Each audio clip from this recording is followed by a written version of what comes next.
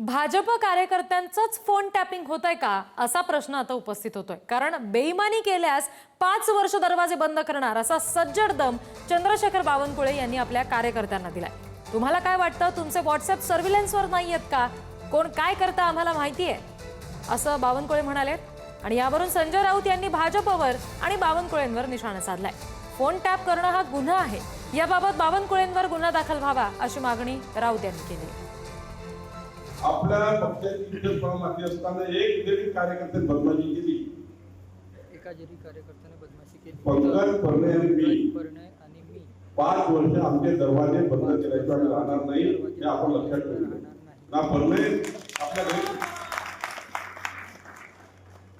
ना पंकज आणि मी याची पोलिसांकडे मागवणार, आपले सर्व्हिलन्स टाकणार।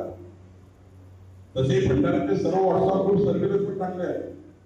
कोण काय बोलतो कोणत्या व्हॉट्सअप तुम्हाला काय वाटतं? म्हणजे व्हॉट्सअप ग्रुप सर्व्हिलन्स पण नाही, कोण काय घेतो आम्हाला माहिती नाही। म्हणून या ठिकाणी पहिला निर्णय काय, व्हॉट्सअपवर टाकतं आम्हाला माहिती, पहिला निर्णय काय आता सांगा ना। तुम्हाला काय वाटतं? भारतीय जनता पार्टी लढवायची का? डायरेक्ट लढवायची का इलेक्शन लढवायची? ते जे बोलतात ना की मला अटक केली जाईल, मला अटक केली जाईल, आता हा जर गुन्हा गंभीर आहे असं जर देवेंद्र फडणवीस गृहमंत्र्यांना वाटत असेल तर त्यांनी चंद्रशेखर बावनकुळेंना तात्काळ बरखास्त करून गुन्हा दाखल करून त्यांना अटक केली पाहिजे। विरोधी पक्षाचे स्वतःच्या कार्यकर्त्यांचे सहकारी पक्षांच्या लोकांचे फोन टॅप करणं अशा प्रकारे हा कायदेशीर गुन्हा आहे आणि त्यासाठी कायद्यामध्ये कठोर तरतूद आमच्या घटनेनं केलेली आहे। आमच्या पक्षामध्ये आम्ही काय करावं हा संजय राऊत ठरवणारा कोण आहे?